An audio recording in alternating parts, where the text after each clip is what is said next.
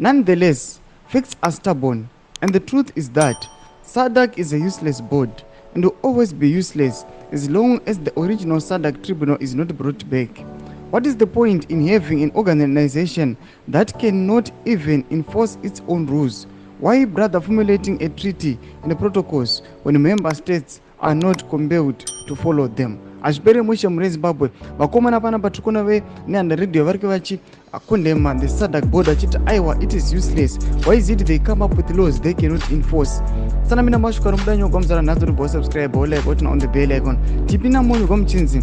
In other words, SADC is a useless talk shop where leaders merely meet to wine, deal and agree upon things that organizations cannot enforce.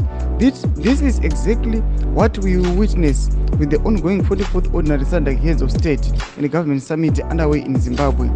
The gathered leaders will talk and talk, presenting all sorts of high-sounding speeches, but at the end of it, there is no way of making sure that the resolutions reached are implemented and enforced. Tragically, SADC operates on the principle of consensus and what is termed voluntary adherence and compliance.